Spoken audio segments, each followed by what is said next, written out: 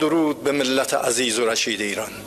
نیمه شب گذشته شاهد تجاوز وحشیانه رژیم جنایتکار صهیونیستی به تهران و شهرهای دیگر از کشور بودیم که منجر به شهادت تعدادی از کودکان و زنان، جمعی از شهروندان بیگناه، فرماندهان نظامی و دانشمندان هسته‌ای شد.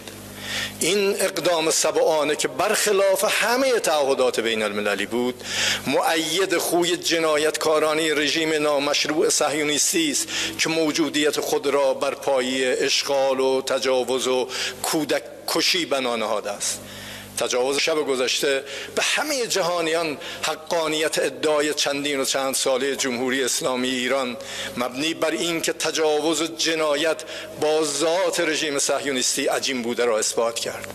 البته ملت ایران و مسئولان کشور در برابر این جنایت سکوت نخواهند کرد و پاسخ مشروع و قدرتمند جمهوری اسلامی ایران دشمن را از اقدام احمقانه خود پشیمان خواهد کرد.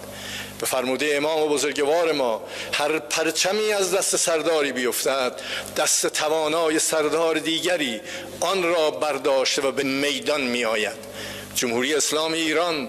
همان اندازه که برای صلح و آرامش در جهان و منطقه همه تلاش خود را به کار بست و آمادگی کامل خود را برای گفتگوهای طولانی و اطمینان آفرینی برای جهان در جهت صلح طلبی اثبات کرد، در پاسخ به تجاوز و دفاع مشروع از تمامیت کشور نیز قاطعانه اقدام خواهد کرد.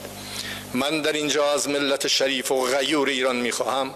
با حفظ وحدت و یکپارچگی و همدلی خود و پرهیز از توجه به شایعات و اخبار نادرستی که در جنگ روانی دشمن ایجاد خواهد شد و همراهی و اعتماد به مسئولان زمینه عبور هرچه قدرتمندانه تر از این شرایط را برای کشور فراهم سازند. همچنین این اطمینان را به مردم میدهم که دولت جمهوری اسلامی با تمام توان و وجود خود خدمتگزاری به ملت عزیز را تداوم خواهد داد و اختلال در روند جاری زندگی عمومی ایجاد نخواهد شد. امروز ملت ایران بیش از هر زمان دیگر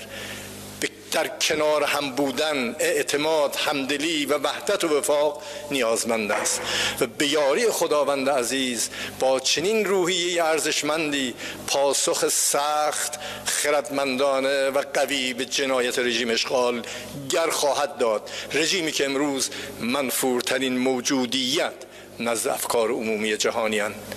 مردم منطقه و ملت ایران است و با هدایت و رهبری فرمانده معظم کل قوا از این میدان سخت نیز با سربلندی و عزت